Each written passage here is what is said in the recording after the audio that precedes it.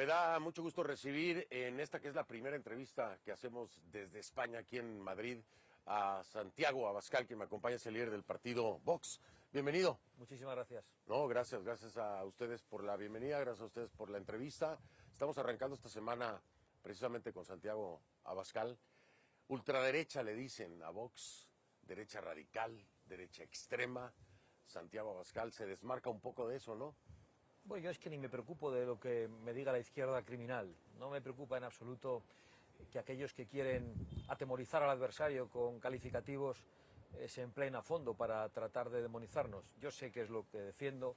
Nosotros defendemos el sentido común, defendemos la libertad en todos los órdenes, el Estado de Derecho, la democracia, la soberanía de las naciones. Pero la izquierda está muy acostumbrada a encontrarse frente a conservadores, a liberales, que se atemorizan en cuanto son calificados de ultraderecha. Eso a mí no me preocupa, no pierdo un solo segundo en defenderme porque Vox es una alternativa política que se ha fundado en España y que tiene muchos aliados en el mundo, que ha venido precisamente a señalar a la izquierda y al socialismo internacional que quiere terminar con la libertad. Santiago me dice sentido común. Y entonces vemos políticas que no para muchos son sentido común, como por ejemplo el tema LGBTQI, ¿no? El tema de la migración. Y ahí es donde los tachan de radicales y los ubican como radicales cuando vemos que la tendencia es, por ejemplo, en el sentido de la comunidad LGTBI, pues integración, darles la oportunidad de ser, de expresar, de existir.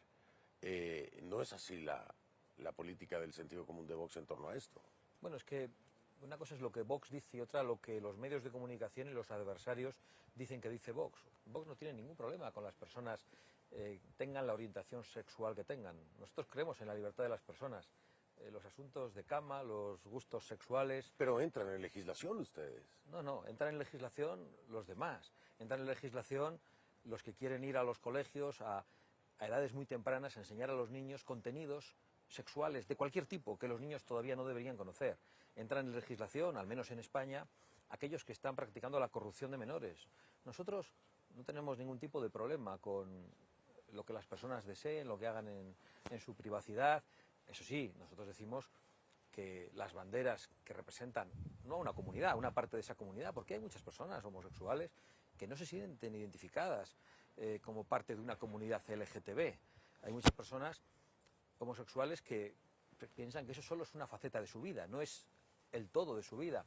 Nosotros tenemos objeciones, por ejemplo, a la hora de que se utilicen banderas de cualquier tipo en las instituciones públicas que no sean las banderas oficiales, la bandera de la nación, la bandera de la región, y eso es lo que pedimos, nada más.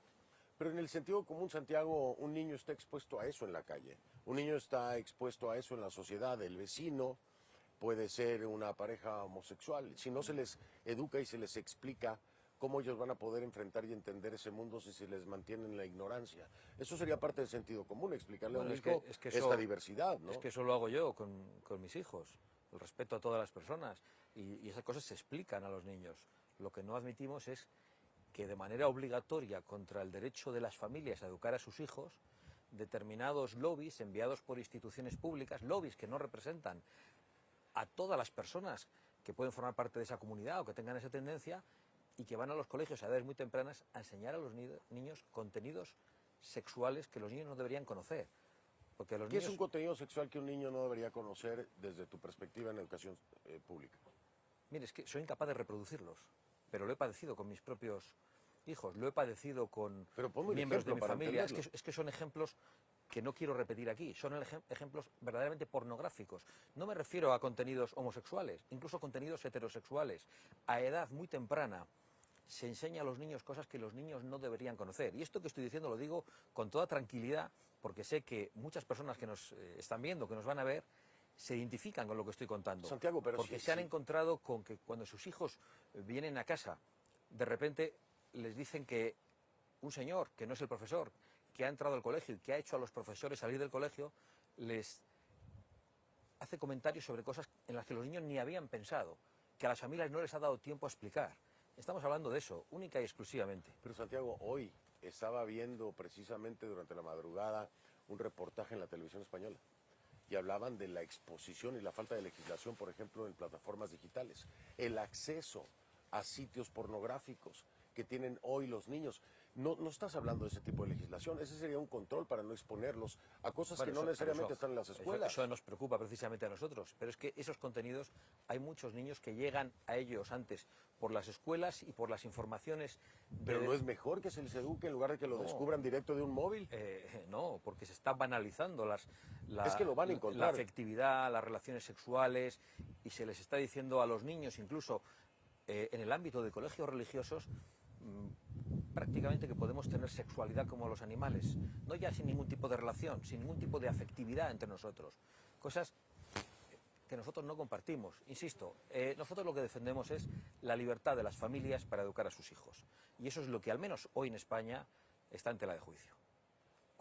Porque, a ver, te insisto en el tema de la educación porque es inevitable, un día llegará tu hijo a casa con información tergiversada. Tengo 5 hijos. Bueno, un día llegará. Ya han llegado muchas veces con información. Que no lo obtuvo en la escuela, que nadie le ha explicado y nadie le ha educado. Y la interpretación que puedan hacer ellos de una página en la internet pornográfica, sin ninguna guía, sin ninguna explicación, puede causar un gran problema si lo educas. Pero no es eso lo que pretenden resolver. No es eso lo que pretenden resolver los lobbies ¿Tú que entran piensas a los que colegios? tienen una agenda que promueve entonces no es que lo una pienso. promiscuidad, por decirlo así? Bueno, no he utilizado esa palabra, pero evidentemente hay una agenda política que pretende arrebatar a los padres el derecho a educar a sus hijos conforme a sus convicciones. Y eso es en lo que nosotros creemos, y nos da igual lo que nos llamen. Porque además esto que yo estoy defendiendo lo piensan muchas personas homosexuales, que nos votan a nosotros, que se sienten identificados con nuestros planteamientos.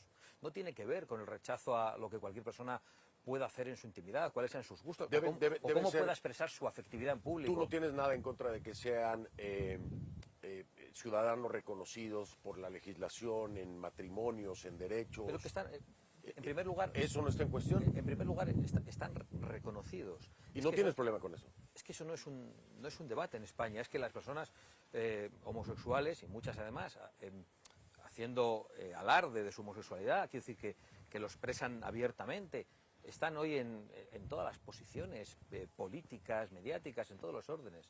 ¿No? Ese no es el debate para nosotros. Ok, entiendo.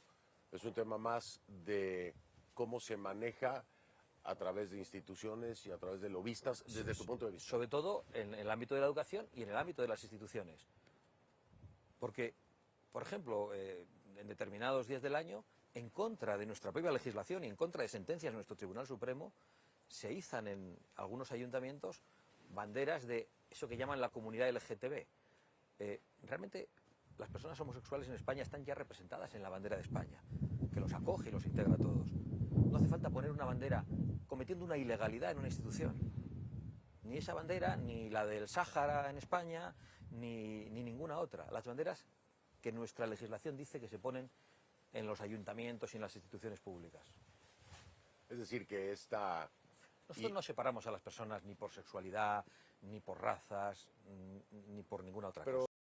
Es una lucha, es decir, esto ha sido una lucha que hoy ha logrado ganarse su lugar y ser reconocido. La bandera LGTBI no representa solamente a la comunidad gay o homosexual, representa la lucha y el sacrificio y las muertes y el desconocimiento que hubo durante muchos años. Pero eso... Bajo la propia bandera española, te lo quiero decir. No, pues eso puede estar muy bien, pero eso no significa que tenga que haber una bandera por encima de nuestras instituciones. Pero es que no está por encima, está... No, pero es que va contra nuestra legislación. Está a la par, es decir, nos han reconocido Usted ya. quiere decirme, disculpe la vehemencia en la discusión, que tenemos que aceptar que se hizo una bandera ilegalmente.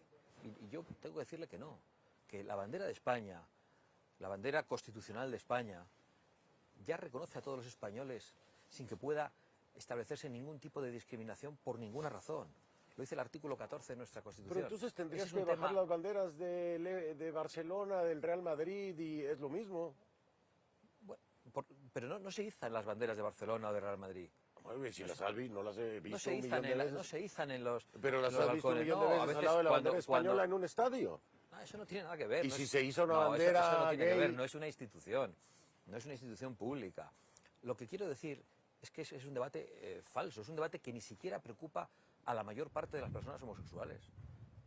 que queremos asumir que las personas homosexuales, y yo hoy pienso en muchos que conozco en Vox, que nos estarán escuchando, que se sientan exclusivamente representados o principalmente por esa bandera. Y hay algunos que incluso no se sienten representados por esa bandera. Para mí es un no debate. A pesar de que llevamos ya un buen rato hablando sobre No, claro, ello, pero... y te digo por qué insisto en el tema, y lo voy a dejar hasta aquí ahora, porque hay muchos temas más de qué hablar, pero hay una percepción de que hay una agenda anti-LGBT en Vox. Bueno, pero eso es una falsedad. Nosotros no tenemos ninguna agenda anti nadie, no tenemos ninguna agenda contra la sexualidad de las personas, sea del tipo que sea. No tenemos ninguna agenda, lo que tenemos es una agenda en favor de la libertad de los padres para educar a sus hijos conforme a sus convicciones. Y esa sí es una lucha que hoy está invisibilizada. Bueno, voy a marcar la primera pausa. Salimos de este tema para no enfrascarnos en él, que ya le dedicamos un buen tiempo. Regreso, vamos a hablar de migración, ¿te parece? ¿Verdad? Y es otro de los temas que le complica en la interpretación tal vez de la prensa. No estoy hablando de la sociedad, tal vez de la prensa. Bueno, incluso del presidente del gobierno. Bueno, también. El presidente del gobierno dijo el otro día en la tribuna del Congreso, porque miente impunemente, que lo que propone Vox es que se utilice a la Armada, que se utilice a nuestros militares para hundir las embarcaciones de las personas que llegan migrando y que muchas veces perecen en el mar. Eso llegó a decir el presidente del gobierno en la tribuna. ¿Y eso no es así? Bueno, eso es una barbaridad. Pero hay una agenda importante de parte de Vox para el tema migratorio. Bueno, hay una agenda importante que además yo voy a defender punto por punto. La explicamos ahora. Me quito la abeja y vamos a la pausa, ya regreso. A ver, hablemos de migración. Sí. Se han referido a los inmigrantes ilegales como una invasión, ¿es correcto? Nosotros decimos que hay una invasión migratoria en España. Hay una invasión migratoria. Pero sin ningún género de dudas. Okay. ¿De dónde es esa invasión? Pues fundamentalmente ¿Países musulmanes? De los países del norte de África, y es un tipo de inmigración masiva que genera muchísimos problemas en nuestra sociedad. Incluso, volviendo al tema anterior, para esas personas que quieren ejercer libremente su sexualidad y que ven con mucha preocupación la llegada de personas que no solo no respetan a la mujer, sino que no respetan a los homosexuales. Las cifras oficiales que yo acabo de consultar el día de hoy dan por sentado que el tema de abusos sexuales, violaciones, en porcentaje mayoritario son españoles. O sea, no. Porque hay muchos más españoles. El porcentaje pero mayor no, el 97% de las personas que están en prisión condenadas en Barcelona son de origen extranjero por cometer violaciones. Sí, pero en el volumen es... No, el volumen es evidente, porque la inmigración es un 10%, pero si la inmigración es un 10% y comete prácticamente la mitad de las agresiones sexuales, estamos ante un problema. No es ni la mitad. Sí, son de verdad. Santiago, las cifras oficiales las acabo de ver esta mañana. Bueno, no pues, son ni la mitad. Probablemente manejamos otro tipo de cifras, y nosotros hemos manejado las del Ministerio del Interior, que las he expresado en el Congreso sistemáticamente y las contamos. Pero hay un verdadero problema con determinado tipo de inmigración. A España vienen muchas personas. Hay personas que vienen a trabajar, que vienen legalmente. Algunas, además, que vienen de nuestra órbita cultural. Personas con las que podemos convivir fácilmente. Y hay personas también que no tienen ninguna voluntad de integrarse. Entonces yo entiendo el planteamiento desde una óptica... humanitaria. Desde una óptica americana, el planteamiento que hace. Pero el tipo de inmigración que llega a Europa, en algunos casos es una inmigración totalmente incompatible con la manera de vivir de los europeos, y lo sería probablemente con la manera de vivir de los americanos. Una inmigración procedente de países islámicos, que no entienden la separación entre religión y Estado, que piensan que la mujer es un ser inferior, que piensan precisamente que los homosexuales no tienen derechos y que deberían ser colgados de una grúa. Y eso es lo que nos encontramos en Europa. En Europa hay barrios enteros donde se aplica la Sharia, donde no se atreve a entrar la policía, donde por supuesto no se atreven a entrar los vecinos. Pero entonces aquí hay más... A ver, porque no tienes problema con hispanoparlantes, por ejemplo, que vengan... Pero somos hermanos. Que vengan migrantes venezolanos. Si tienen el mismo idioma y la misma religión, no tienes un problema con eso. Somos lo mismo, ya no es ya la cuestión de la fe, es verdad. No, pero es que aquí hay un elemento que me acabas de plantear que tiene que ver con la fe. Sí, pero no es que nosotros... No ¿Hay libertad de credo en el país? ¿En España? Sí. Claro que hay libertad de credo. Entonces, si hay libertad de credo, ¿por qué no puede venir un musulmán que tendrá que adaptarse? Claro, ese es el problema. Y el Estado tendrá que facilitar esa adaptación y promoverla. No, es que el problema es que no se adaptan. Van a guetos donde ellos imponen la Sharia a los suyos. Pero porque ya el se Estado producen lo permite. Claro. Porque Pero, el Estado lo permite. pues, El problema no es el migrante, el problema es que no hay hombre, mecanismos de adaptación. Estamos totalmente de acuerdo. De hecho, el presidente del gobierno el otro día me dijo, ¿por qué odia usted a los inmigrantes? Y se quedó en silencio. Yo no podía subir porque era el turno de la palabra de él. Le dije, ¿quiere que suba? Él se lo contesto. Evidentemente me dijo, es una pregunta retórica, pero luego subí. Le dije, yo no odio a los inmigrantes, ni a los inmigrantes legales, ni a los inmigrantes ilegales, No. ni siquiera le odio al presidente del gobierno, que es detestable en muchos aspectos, pero yo sí acuso al presidente del gobierno, y acuso a la izquierda europea, y acuso al globalismo de promover una inmigración masiva que está destruyendo nuestras sociedades y que está provocando muertes en el mar, que está facilitando que los traficantes de seres humanos se hagan de oro, que está provocando no solo un drama en los países de partida, donde se va la población más joven, aquella que podía levantar esos países, sino que está provocando un drama en el mar con muchísimas muertes y también un drama en las calles de muchas ciudades españolas donde la inseguridad es creciente. Ese es el problema. Claro, pero la Entonces propuesta, nosotros decimos, la Santiago, inmigración... Pero la propuesta no está partiendo de solucionar un tema de adaptación o de integración. Está partiendo de prohibir o de detener un flujo migratorio que va a seguir existiendo. No, lo que está hablando es O sea, que no está solucionando ahí nada. para nosotros un país es como nuestra Lo vas casa. a tener, lo vas a tener. Sí, sí, claro, lo vas a tener, te van a llamar a la puerta. Lo vas a tener. Para nosotros, nuestra patria es nuestra casa. Y nuestra casa abrimos la puerta de manera discriminada a quien queremos que entre en nuestra Pero lo que me casa. estás diciendo es que yo abro la puerta a quien quiero que entre, a quien no se la cierro. Evidentemente. O sea, tú cerrarías la entrada entonces a estos migrantes de origen musulmán. Yo lo que digo es... La cerrarías. Yo voy a contestarle como yo quiero contestar, no voy a dar un titular que no quiera dar. Yo lo que digo es que nosotros creemos que la inmigración tiene que ser regulada en función de dos criterios. De las necesidades de la economía nacional, como ocurre en Estados Unidos, como ocurre en cualquier sitio, como ocurre en Canadá, como ocurre en Australia, y en función... Porque le quitan trabajo a los españoles. En función de las necesidades de la economía nacional, he dicho, no, si el problema no es que quite trabajo a los españoles, el problema es que los traficantes de seres humanos, de acuerdo con muchas multinacionales y con muchas grandes empresas y con algunos empresarios muy poco filántropos, lo que quieren es la llegada masiva de mano de obra inmigrante para abaratar los salarios. Claro, eso pasa. Y nosotros no queremos a nadie en condiciones de esclavitud.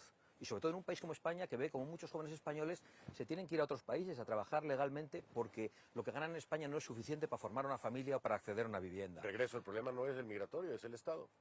Bien, bien, podemos plantearlo como queramos. Yo lo que digo es que si nosotros gobernamos, regularíamos la inmigración de la siguiente manera, en función de las necesidades de la economía nacional y en función de la capacidad de adaptación de las poblaciones migrantes.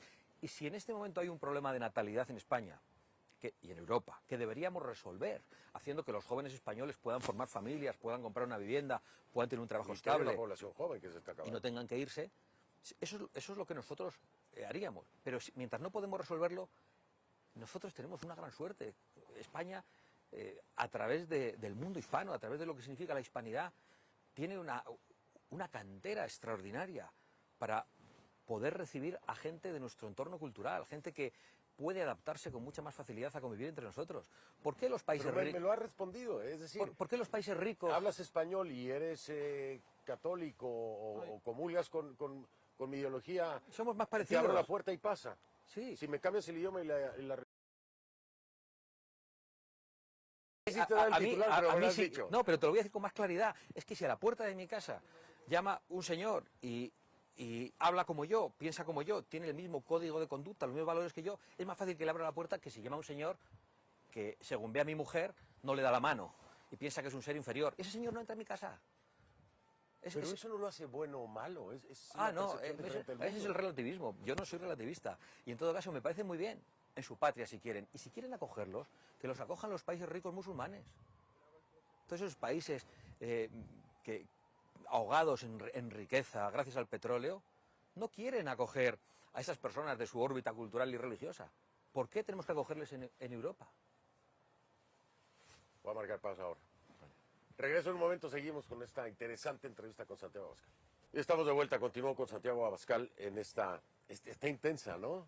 Está intensa la entrevista, el debate Está profundo. Bien. ¿Está bien? Está bien. ¿Sí? Vamos con el tema separatista. Nacionalistas completamente, centralizar todo. ¿Por qué? ¿Por qué no escuchar estas voces que tienen otras propuestas? ¿Puigdemont debería estar preso? Yo soy vasco. ¿Puigdemont debería estar preso? Hace mucho tiempo. Sí. Puigdemont es un La amnistía es una... delincuente fugado y no debería haber amnistía en España a los peores delitos que han cometido políticos en España en los últimos 40 años. Porque los delitos cometidos contra la Constitución y con el ánimo de robarnos una parte del territorio al conjunto de los españoles, porque Cataluña o el País Vasco es de todos los españoles sin distinción, igual que Madrid es de los catalanes también.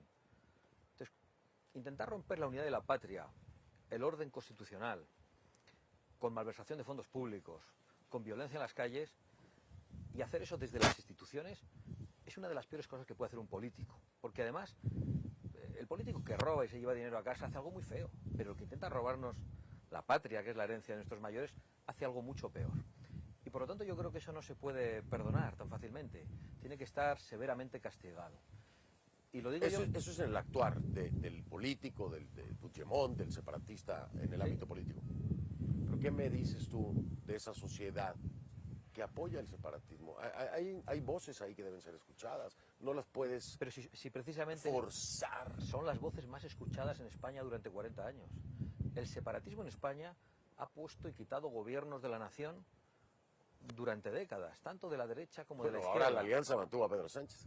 Claro, pero no solo el separatismo terrorista también, de ETA. Y estamos hablando de una cosa muy seria. Se hace esta pregunta a Vox, como diciendo, Vox tiene una posición... Pero desde la derecha hubo acuerdos con ETA también, por parte del PP. Y mal. Y se hizo lo mismo que está haciendo Pedro Bueno, Sánchez. lo mismo no. No, se pudo hacer mal. Se pudo hacer y mal. hubo contactos, pero también se hicieron cosas Pero importantes. a lo que me refiero es que hubo acercamiento con esa contraparte. Pero desde la derecha se ilegalizó a la marca política de los terroristas, cosa que nunca se había hecho en España. Y esto lo digo yo, insisto, que soy vasco, y el número 2 de mi partido es catalán. O sea, nosotros no tenemos una óptica madrileña, centralista. No se trata de una centralización. Se trata de que durante mucho tiempo en España los intereses generales, el proyecto común, se ha visto debilitado como consecuencia de entregar un poder excesivo a las regiones. Un poder que se ha ido obteniendo gracias no solo a la presión política y al chantaje a los gobiernos de la nación, que ha llevado a que sean premiados los más desleales y en cambio las regiones donde hay lealtad al proyecto común vayan quedando postergadas y empobrecidas, sino que es una presión que se ha hecho con el ejercicio del terrorismo durante 40 años en España. La España que conocemos con un exceso de poder regional no se habría alcanzado si no es por culpa de la acción terrorista. ¿No te parece que suena a una política de castigo para las autonomías? Es decir, pero si tú no estás conmigo, te voy a castigar. Es que es exactamente lo que están haciendo en este momento. Se está castigando al conjunto de los españoles para premiar a unas minorías separatistas que incluso no tienen amplias mayorías en sus regiones. Y se les premia con todo tipo de cosas, con inversiones, con impuestos especiales, y mientras tanto el resto de los españoles que votan fuerzas políticas, que quieren la convivencia nacional, ven cómo poco a poco se empiezan a quedar atrás. A nosotros no nos gusta ese modelo. Queremos un modelo en el que ¿Cómo los resuelves españoles... las autonomías? ¿Cómo resuelves el separatismo? ¿Cómo lo resolverías tú en el poder? Bueno, es un problema de hace 120 años. Sí, un no es problema, nuevo, obvio. Muy largo, no es obvio. Nosotros lo que planteamos es una paulatina devolución de competencias centrales al Estado. Hay competencias que creemos que no deben estar en manos de las autonomías. Creemos que en este momento España ha caminado hacia la disgregación y queremos una mayor unidad. Y representamos a 1/3 de los españoles que quieren eso, más de los que nos votan, que tienen ese planteamiento. El problema es que el poder regional ya no da más de sí. La presión es cada vez mayor. No estamos hablando ya de tener una competencia más, una menos. Estamos a las puertas del separatismo, de la secesión, de la ruptura de la unidad de la nación. Y eso es algo para mí muy importante. No, Yo entiendo que es algo grave. para todas las naciones. Pero insisto, no es una óptica centralista. Es la óptica de un vasco que ha visto para qué ha utilizado el poder el gobierno vasco. Lo ha utilizado para perseguir la lengua española en mi tierra, para que yo no pueda escolarizar a mis hijos en español. Y lo mismo ocurre en Cataluña. Bueno, pero es un tema... ¿Quieres desaparecer entonces también el derecho a, si quieres llamarle dialecto, a un dialecto? Yo creo que ¿O lo respetas? Yo creo que no has escuchado mi afirmación. ¿Cómo no voy a respetar, no un dialecto, una lengua? La lengua más antigua de Europa, como es el vasco, que traduce muchos de mis apellidos, que han hablado una parte de mis antepasados. ¿Cómo no voy a respetar una lengua como, como el catalán? Rescato la cultura del separatismo, No, los no, autónomos. es que no es cultura del separatismo, esa cultura es mía también. Por eso. Es que la lengua vasca es mía. Pero que exista una lengua vasca particular que no hablan todos los vascos, ni mucho menos, no significa que tengan derecho a impedir la escolarización en español, tanto en Cataluña como en el País Vasco. Nosotros lo que planteamos es la libertad de elección, para que los padres puedan elegir. Igual que antes hablábamos de que los padres deberían poder elegir, educar a sus hijos conforme a sus convicciones, que los padres puedan elegir la lengua en la que escolarizan a sus hijos. España tiene una gran riqueza, tiene una lengua común, que además es una lengua universal, que permite que hoy usted y yo estemos hablando Así como lo es, estamos haciendo. así es. Pero también tiene una riqueza con las lenguas regionales. Pero las lenguas no sufren, sufren las personas que las hablan. Y hoy las personas discriminadas en España, en muchas regiones, son las personas que hablan español, no las personas que hablan lenguas regionales. Y en el ámbito político, ¿cómo resuelves, por ejemplo, a Junts y a ERC, por ejemplo? ¿Cómo los tienes que integrar de alguna forma? Hasta ahora lo que se ha hecho en España es integrar al separatismo. Se les han dado competencias, se ha pactado con ellos, pero es insaciable. Entonces, la experiencia de la integración ha fracasado.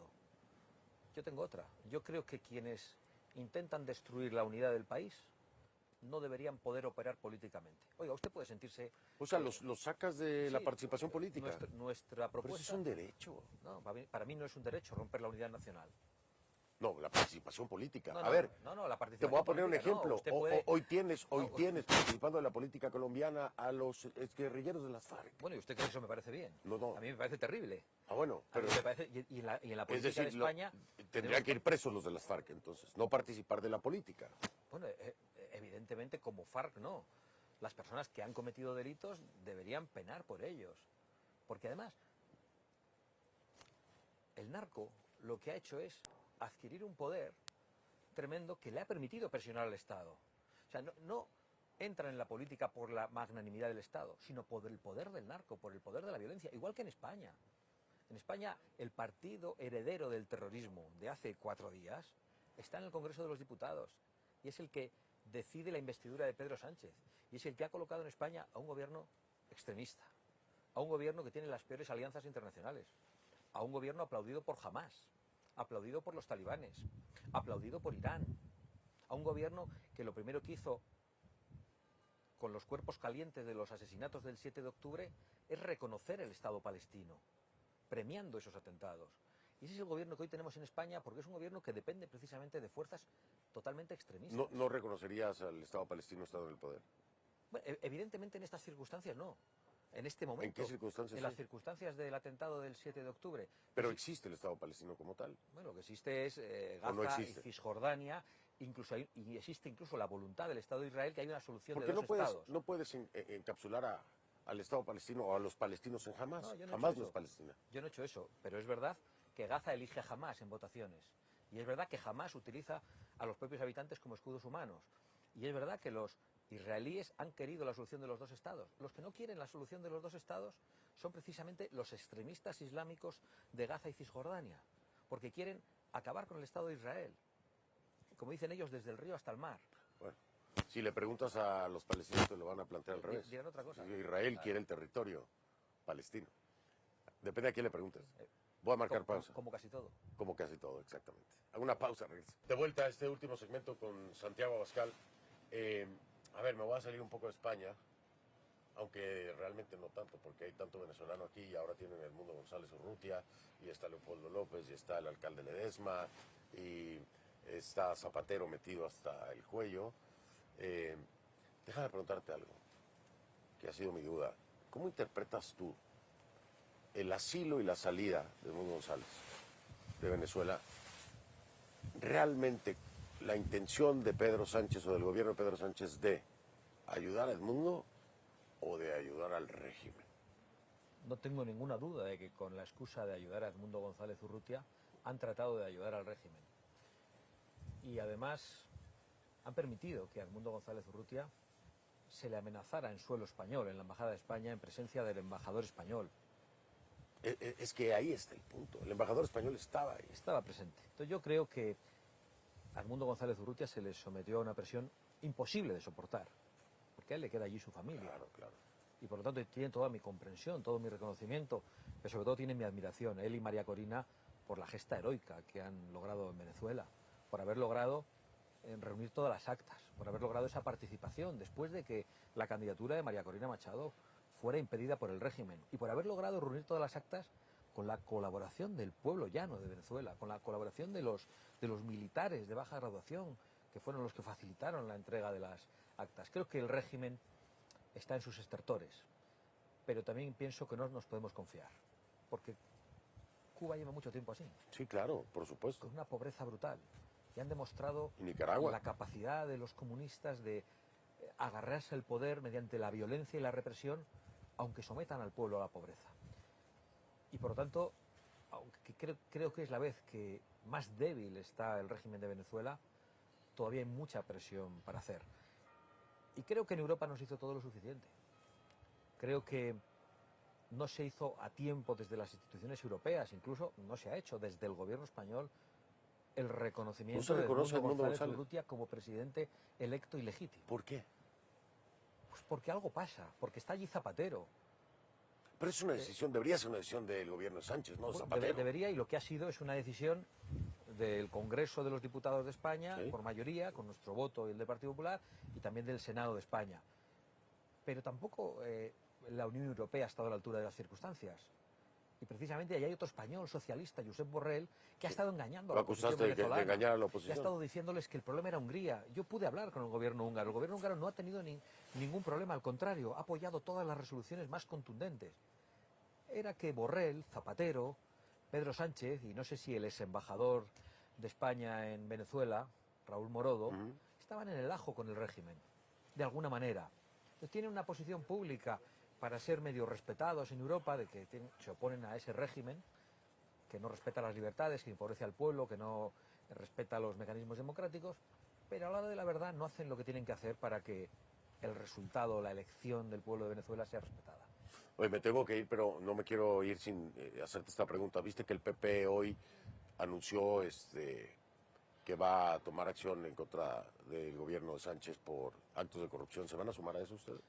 Bueno, yo creo que el Partido Popular se ha sumado a nuestras acciones, porque nosotros nos querellamos contra el gobierno de Sánchez, nos hemos querellado... Pero por la misma figura que PP. Por lo mismo, porque nos hemos querellado por toda la corrupción de su familia, de su hermano, de su esposa, por la corrupción del caso Coldo. Estamos personados en todos esos procedimientos. Pero no lo están haciendo en bloque. Desde hace meses, no, porque el Partido Popular no quería en su momento judicializar la política, no quería utilizar esos casos de corrupción. ¿Ahora? Se ha negado incluso a llamar en las comisiones parlamentarias a la familia de Sánchez. Nosotros hemos presentado 2 mociones de censura contra este gobierno que el Partido Popular no apoyó. Pero ahora están en la misma página. Está muy bien. Se suele decir a buenas horas mangas verdes, porque han llegado un poco tarde, porque también se puede decir más vale tarde que nunca. Claro.